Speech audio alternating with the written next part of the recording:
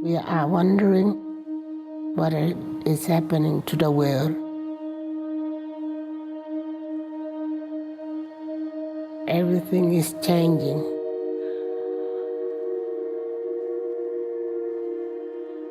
The very idea of human being some sort of natural concept is really going to change. Our bodies will be so high-tech, we won't be able to really distinguish between what's natural and what's artificial. Inside our own heads is the most complex arrangement of matter in the known universe. You might ask yourself, can we get to be superhumans?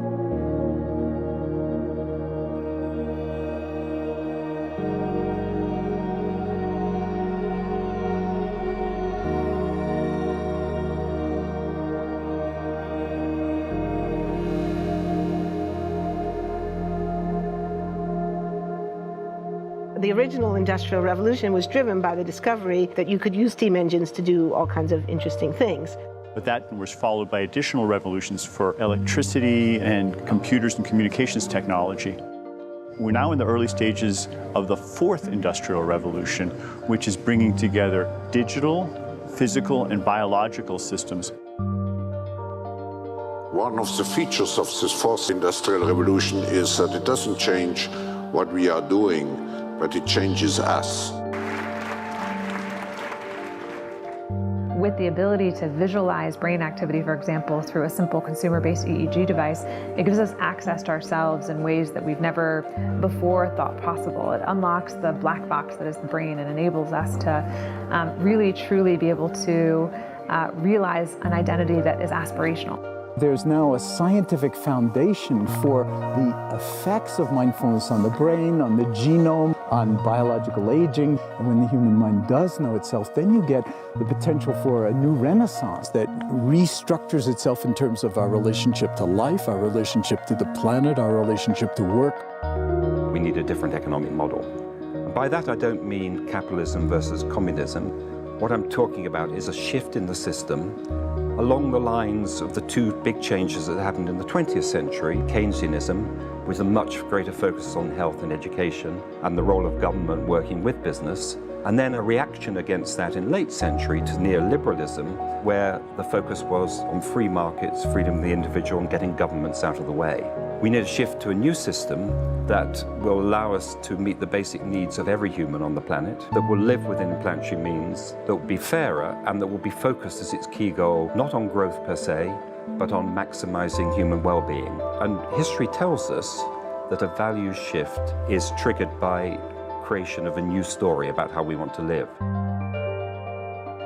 I see the circular economy as something which fits very closely with mankind's goal to be innovative and creative and to always progress. We can use asset tracking, we can use IT, we can use 3D printing to enable this different economic model to recover materials, feed them back into the economy, and really to decouple growth from the resource constraints we have. The reason we live in cities is not different today than it was 10,000 years ago. Even if we have got networks connecting us, we still want to have places where we meet in person. So this means the place where we work and the place where we live are much closer to each other, a city where we don't need to have big supply chains in order to produce things, where many things can be sourced locally thanks to 3D printing and robotics. So if we're able to do something to transform cities, to make them more efficient, then the impact can be huge.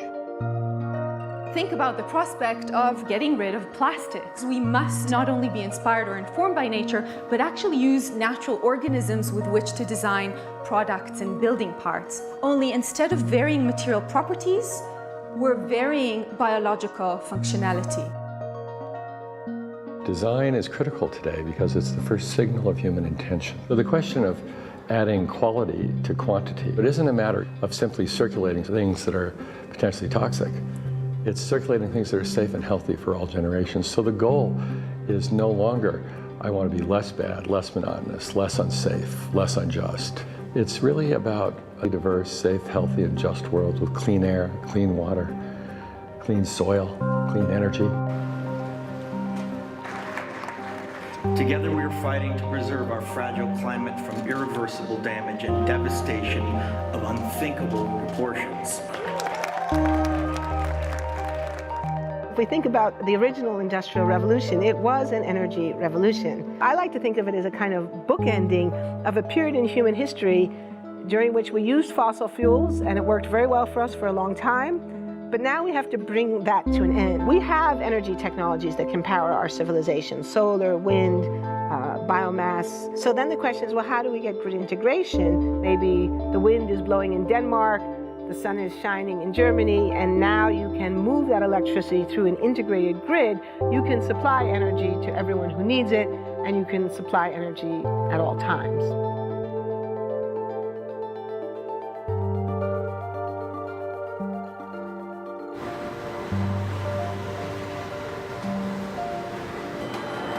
Walking around, you do see different stuff as far as like the body marriage line. They use a lot of things that help them lift up and move things to the car. You just sit there and, program something, and it has its own set mind to go ahead and do everything. And then as humans, we just come in and take the extra step to help the technology. It's not the cure-all for everything. There's definitely a lot of things where people perform the operation better, but certainly for the right applications, robotics are a huge improvement for the process. The prediction of 5 million jobs lost by 2020 to technology is serious, but it's not the main question. Construction, manufacturing, services, public health and education, these industries will still exist. The main question is, what will be the future of work? How will we define work? How will we share the wealth? From the viewpoint of the labor or jobs, now we really need new education or new training. We're working with a World in Motion and First Robotics, trying to encourage students from third grade all the way up through the end of high school. We had students make sailboats, and then we had them race them, and so they could see how quickly they could move. And they immediately went back and started to say, oh, I saw what happened, I'm going to go change this or that. And that was third graders. I just given a prize to a kid of 18 years old that has discovered something really very, very unique. Came up with how to get better productivity and better yields for seeds of corn. And so he basically came with the idea that if you would perforate these seeds, you would get more food. And you think about it and say, but he didn't go to university. So how does he get all that knowledge? And he told me, I've been watching YouTube since the age of 12, and I'm so interested that I've seen everything about it. I've read everything about it. The world is really open to learning. The thing is, how do you give the incentive to your kids to do that? It's this ability of digital technology to change outcomes, to truly empower people all over the world that can create a more equitable growth, because I think the world needs that. Fourth industrial revolution has the potential to make inequalities visible and to make them less acceptable in the future, and hopefully to gather and garner political support to take the necessary decision to reduce the gap. Humans have always been using tools, but because of the recent advances in technology, we're beginning to have machines that can augment us in all sorts of interesting ways. I was the first person in the world to be able to voluntarily move my legs while stepping in a robot by exciting the nervous system using electrical stimulators directly onto the spine. We believe that a cure will be possible if enough of the right people have the will to fast-track a cure for paralysis.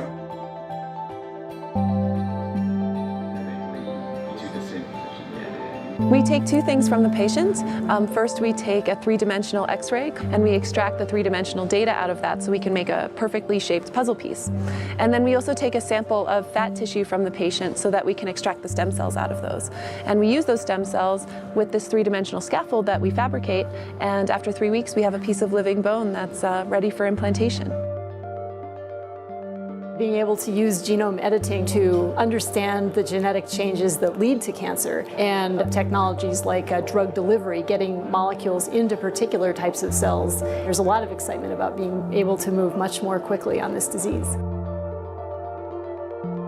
One of the things that I think is so essential to free and open societies is freedom of thought. And up until now, the conversation we've been having is around freedom of speech. Once we can access people's thoughts and access people's emotion, we have to create a space that enables people to think freely, to think divergent thoughts, to think creative thoughts. And in a society where people fear having those thoughts, the likelihood of being able to enjoy progress is significantly diminished.